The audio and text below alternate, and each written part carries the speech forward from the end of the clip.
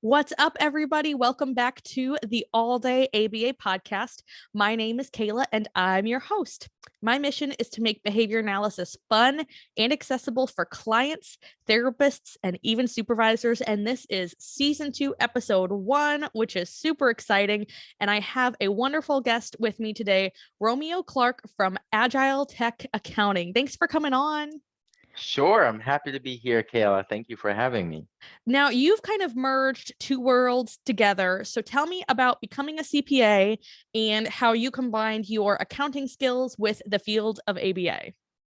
Yeah, so how did I get into the field? And so after college, decided to, well, I did get my degree in accounting and information technology, and then decided to go into Big Four accounting.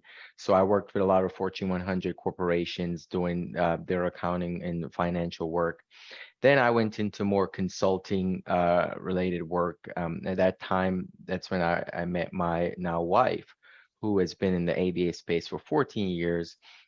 And she also has an ABA practice, and I've been working with her, and I've worked with some of her previous employers too. So those two things, drew me close to working with the providers, understand their challenges, and I saw that a big place of need were accounting, business consulting, CFO related work. So decided to focus in on that area, talking to providers in the space about their challenges in their business, and going on 3 to 4 years strong now with our firm AgileTech Accounting, where our focus is working with ABA business owners and helping them see the importance of the financial aspect of their business, and seeing the importance of that.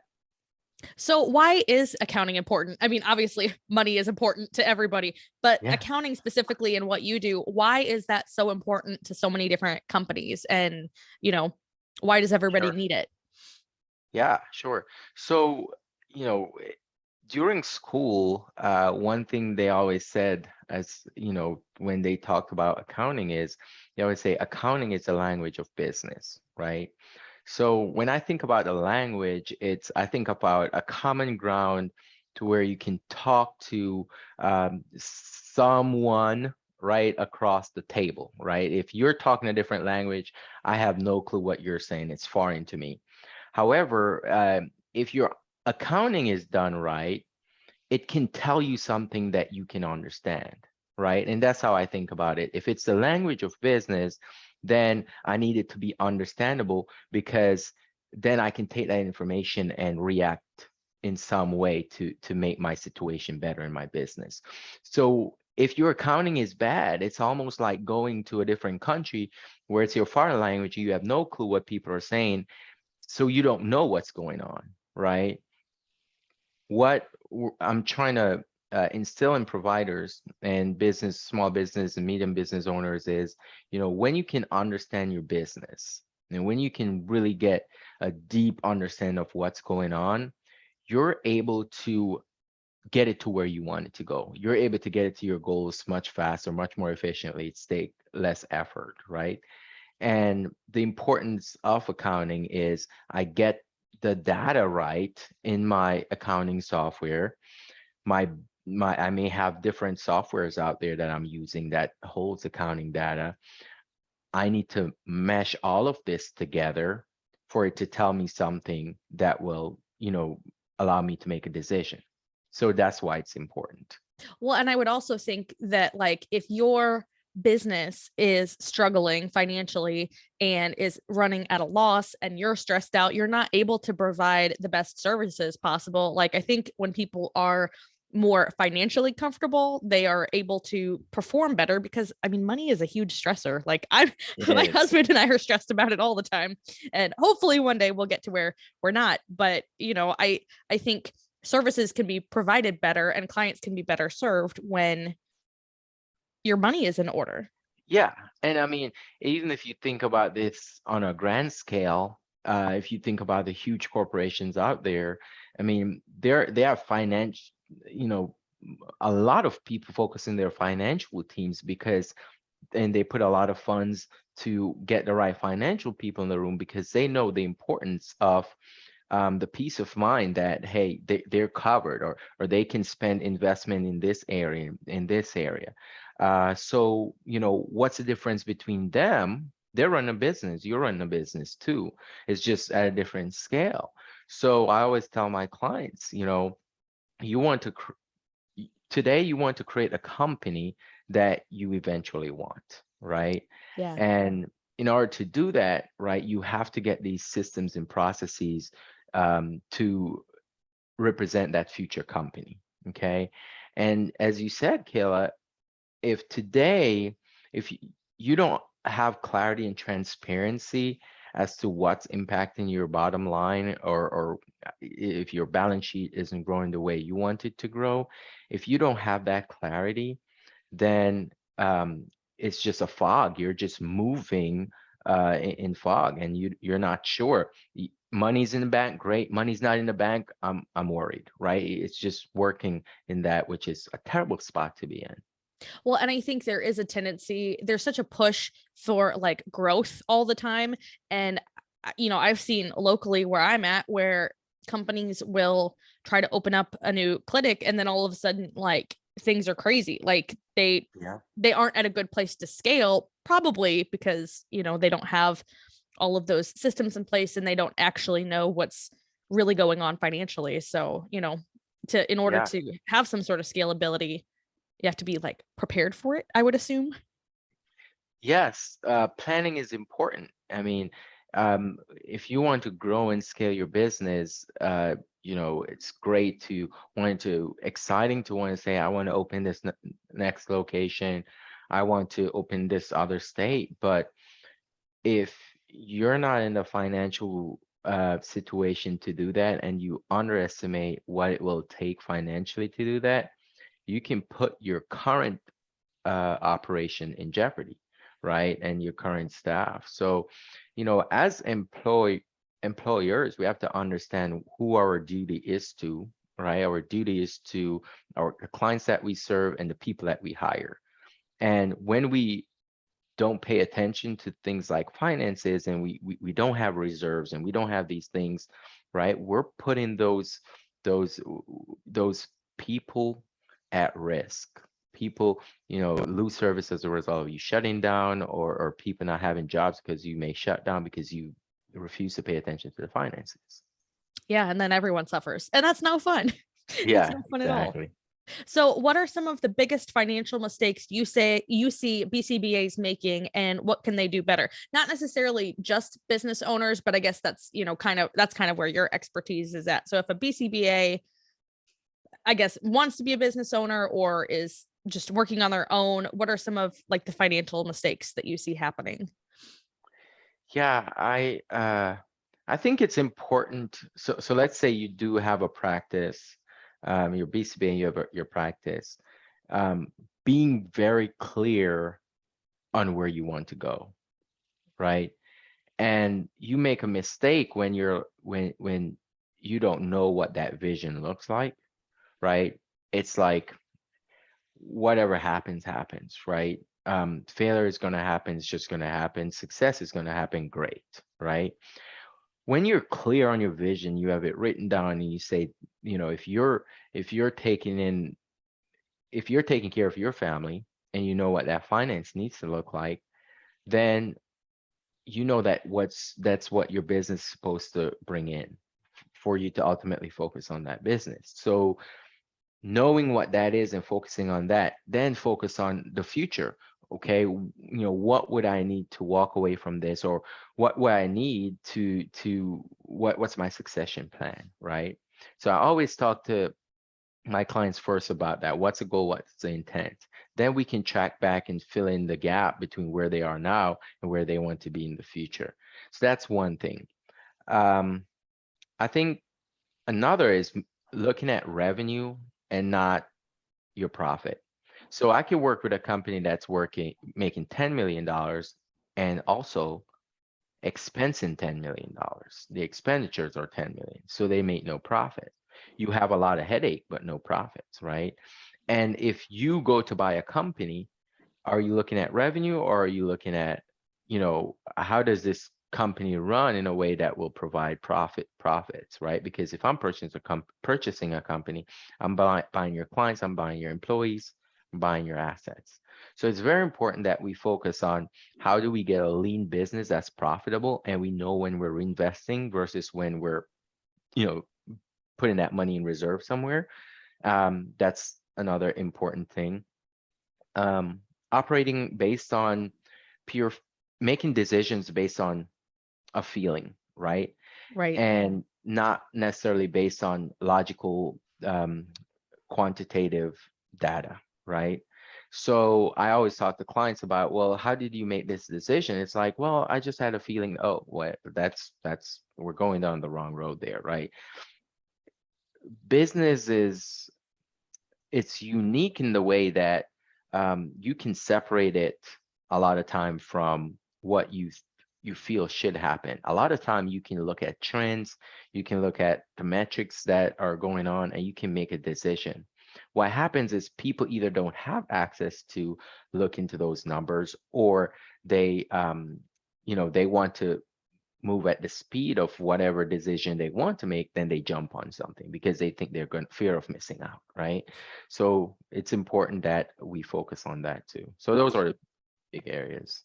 Well, and I think it's kind of funny that behavior analysts are so data driven, and yet Yeah, financially, it's really interesting. Yeah, they might not, be as in tune with the data, and that's something yeah, that you can come in and help them with, which is super cool. exactly, right? Like, when we're working with our clients and we pull up the graphs and I have all the data points on there, it's making sense. But the challenge for a lot of ABA owners is that they don't have the means or how to, or make logical sense of those data points. So it goes back to language, right? If the accounting is the language, it's kind of like that's a foreign language to them.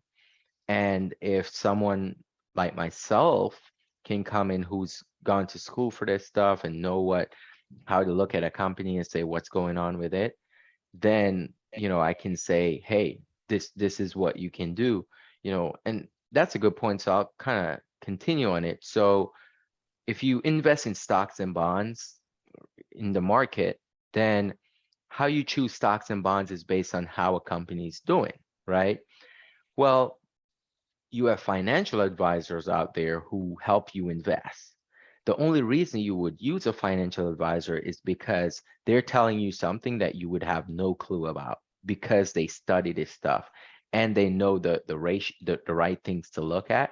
And if you're a super trader and you trade stocks and bonds, you can become good at it, right? You can spend a lot of your time and become good at it. But there are people that put a lot of time into education to spot these trends, and they're the one that's been winning, that like the Warren Buffett in the market, right? So I know that's like a different analogy there, but I think it's the same idea. Well, I think it's definitely applicable, especially because anybody can do like behavior management. Like you can have a teacher doing behavior management, you can have a parent doing behavior management, but they could also be doing it in not the best way. And so that's where behavior analysts come in. Like anybody can do behavior analytic interventions, but you might not be doing them appropriately, you might not be doing them efficiently, you might not be doing them with the best interest of the client or the primary stakeholder. And so I think it definitely transfers over for sure. And a big mistake is, along that point is, business owners who think, oh, I can do my own accounting, right? Well, if I come in and I say, well, I can do direct services. I can be a therapist. Well, I'm going to do what I know to be true, or what YouTube tells me. Now, YouTube is for it the sure. right, is it the right thing, or am I going to see the results? Am I going to act the way I'm supposed to act based on procedures? Probably not, right? So until someone comes to you and tell you there's a stain on your shirt that you've been wearing around the whole time, or you look in the mirror, you won't see it. So my job in this space is to come in and tell business owners, hey, this is what we're seeing. This is what we're seeing in your business that you could do differently. And hopefully they can see that stain. And if you're a logical thinking business owner and in understanding roles and responsibilities, you're going to say, okay, I understand that I've been doing this and I haven't been doing it right.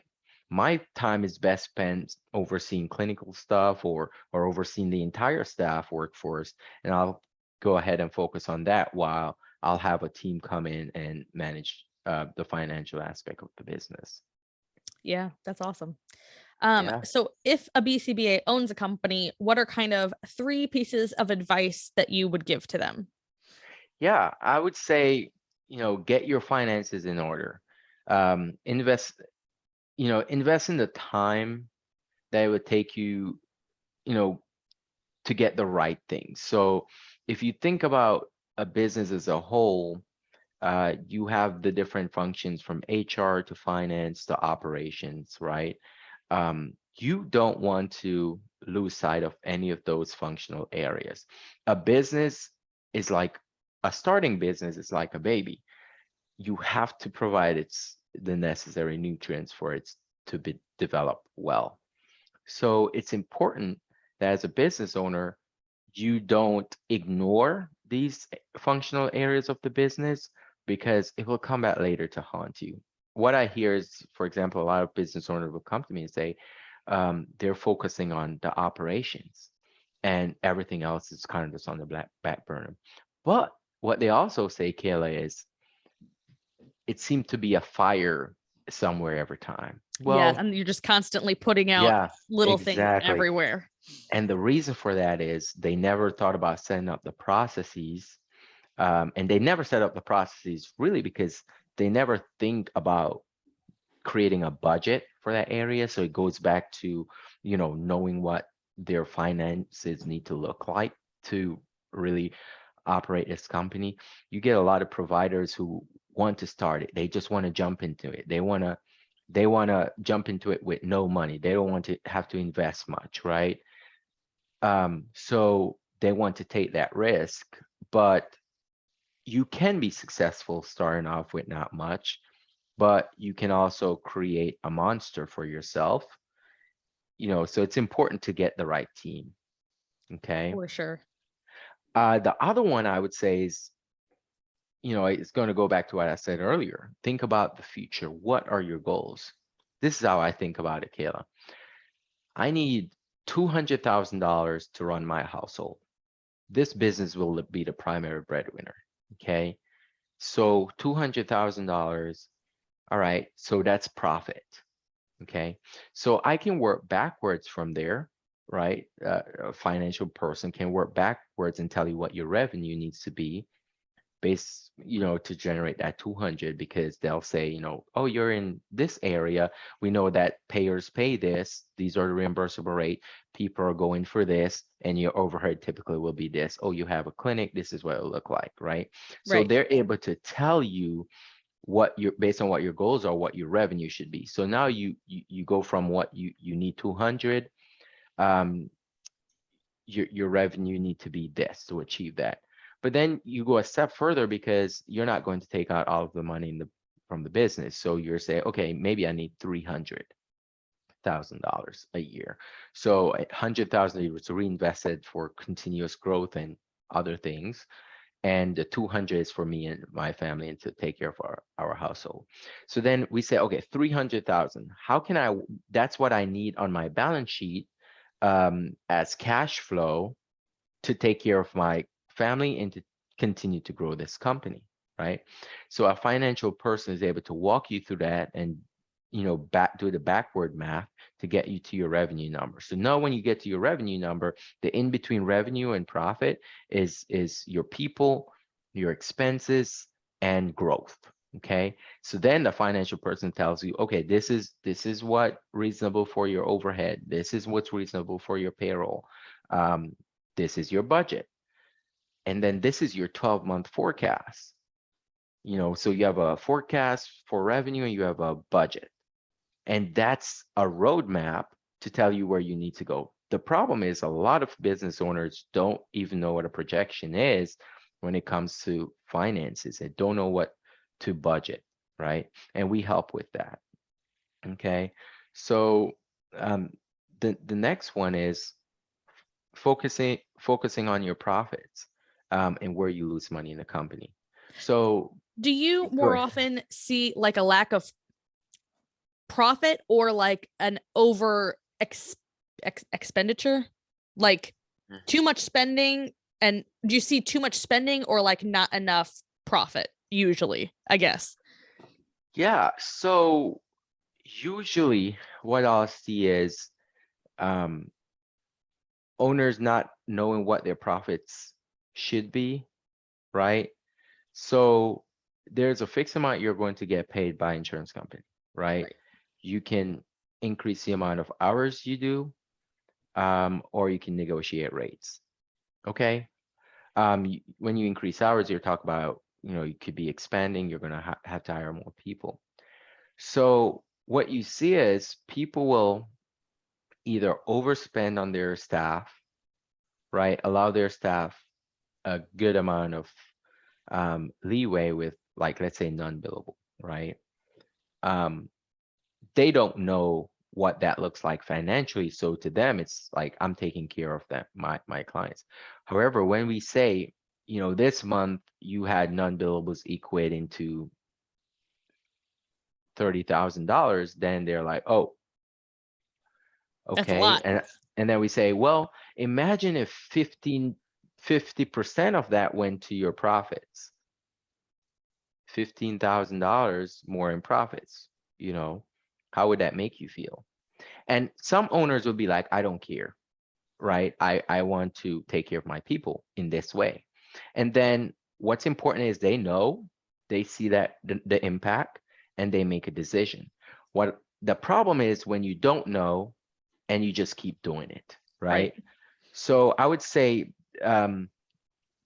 spending on people is a big thing, and not knowing what's costing you money. Like also clients, right? Like if you have a clients that you have to, that's not, you're not doing a lot of the hours that were approved on, but you're always trying to find the right staff to put on that client, that's taking up a lot of resources, right? You may need to Right. fire that clients. They're not profitable, right? um, Overspending on overhead, right? You know, a lot of people will want to grow into something. So they create this company that they want to grow into. Nothing is wrong with that. However, you know, again, I'm going to come back to goals, because if your goal is to take care of your household, however, you're reinvesting at 100% of your profits, then you're forgetting your goals.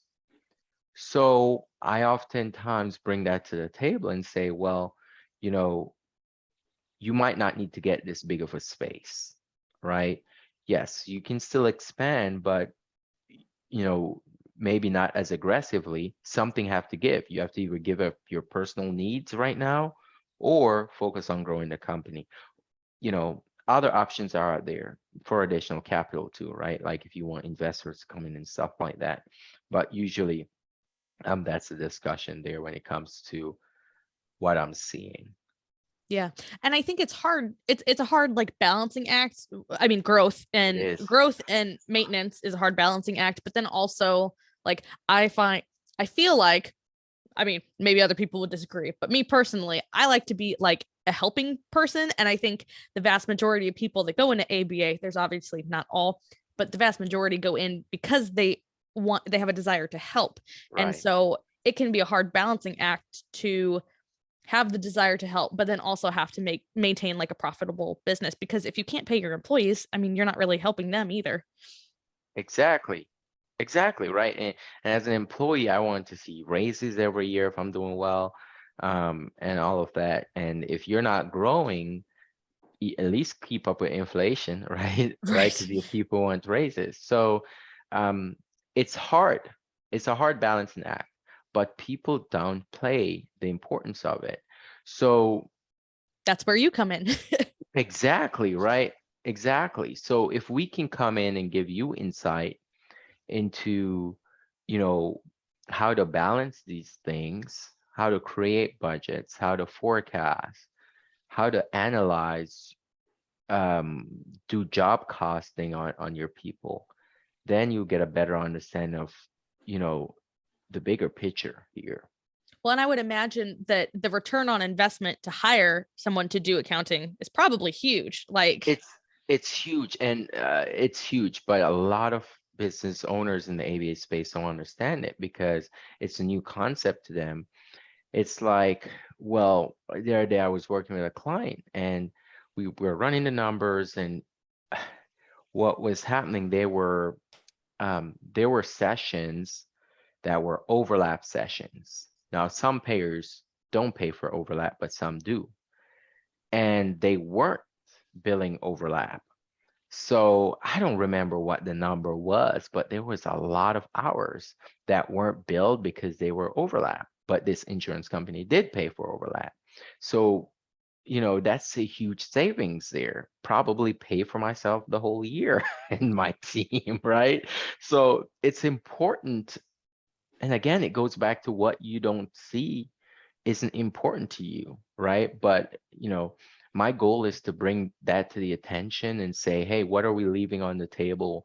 And what's the opportunity for you for what's left on the table to use that for? that's awesome. I feel like there's so many like things that apply to like the financial aspect, because when you were talking about like, kind of making a roadmap, that reminds me of like a task analysis and just all those Hmm. sorts of things. So I feel like there's so much room for BCBAs to like really hire someone like you and then apply different aspects of ABA to their financial life. Definitely, So 100%.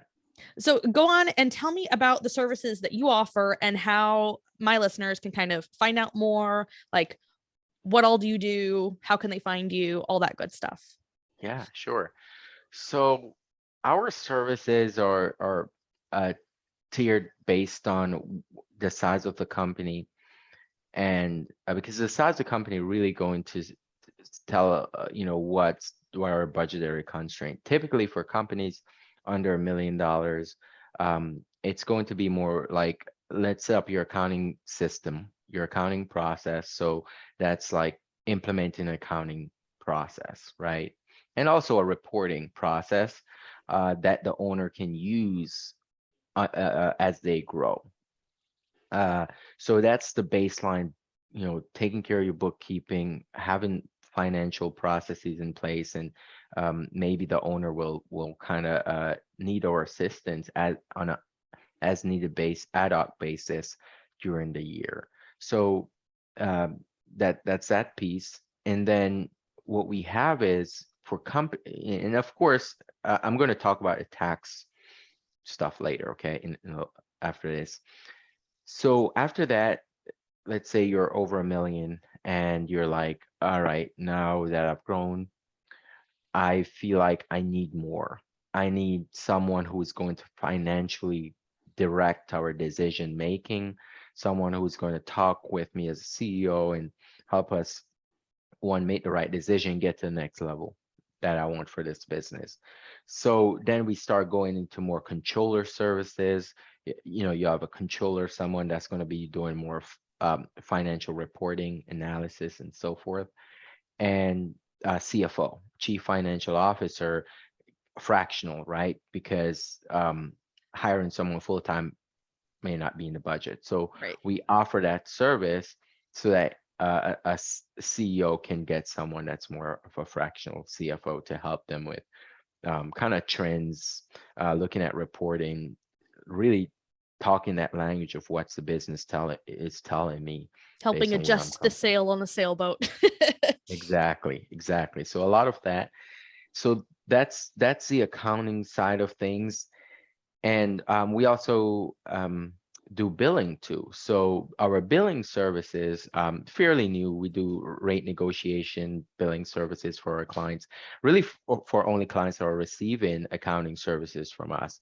So on a 360 view of the cycle of accounting services, I consider billing to be a part of that cycle. So um, the accounting cycle, billing is really accounts receivable, right? It's Right. you bill out, that's send an invoice on the uh, insurance side if you're billing insurance, right? So it's it's important to understand where in the accounting cycle that ends up, and what we do is help our clients pretty much understand that. So we wanted to bring that in to kind of cohesively, you know, show clients that cycle. The other services, so tax, of course, tax preparation, tax consultation, tax planning is also an add-on for clients. So if clients, uh, if clients needs us for those services, we're available for those. That's super cool because I've heard so many people have such a headache. Well, taxes obviously, but then also with billing. I mean, I've just heard such horror stories about people Yeah, trying to bill and deal with insurances and just it's intricate. The reason billing, so you cannot bill through like an accounting software, but billing is your revenue. Well, your revenue is supposed to be a part of your accounting. A lot of business owners do like cash basis that are small because they don't know any better. But the ABA business model really operates based on an accrual basis because of how money comes in, okay, through insurance companies. So we educate our clients about the importance of getting on that accrual side of things and having your billing data communicate with your accounting data, because that's when you're going to get apples to apples. yeah, that's awesome. Okay. Oh, and I forgot to mention in the beginning, I think I will link all of your stuff in the show notes at alldayaba.org. And this is Awesome. season 2. So that's super Yes, exciting. I get to open up a new page of show notes.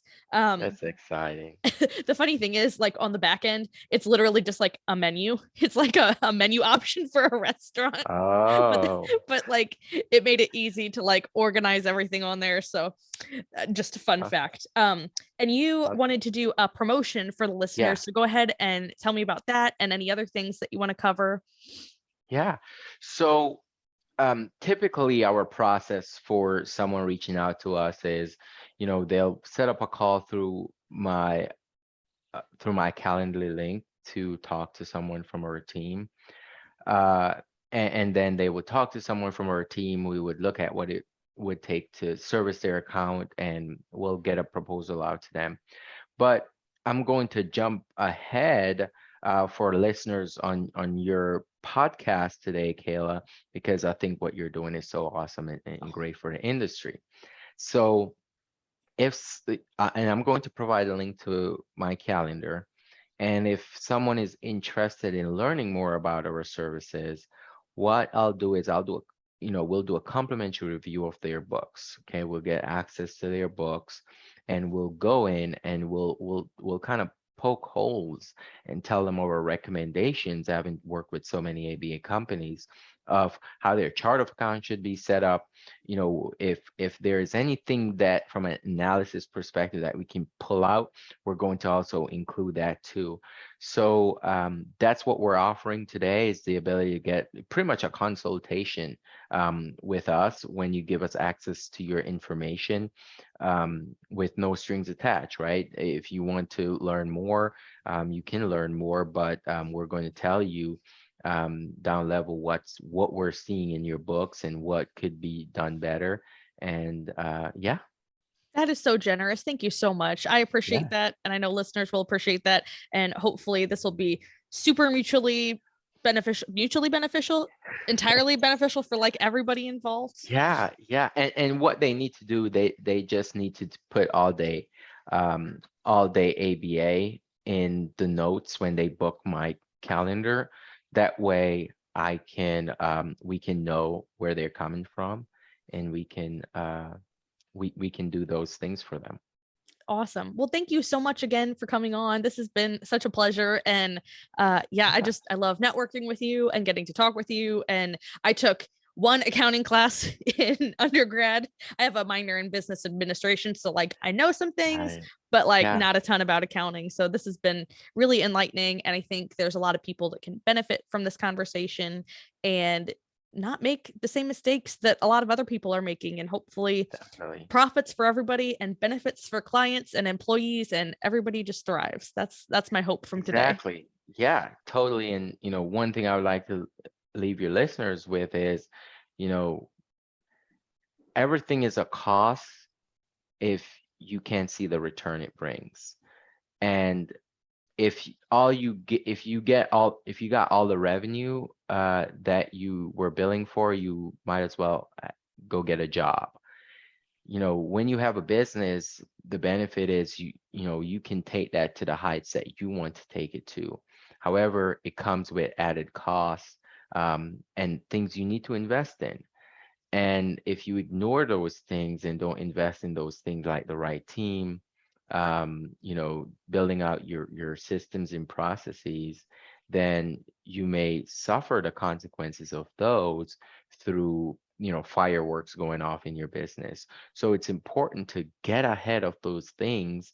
And I often have BCBAs come to me and say, I've heard it's so important to start off with a CPA or our accounting team. Of course, it's very important.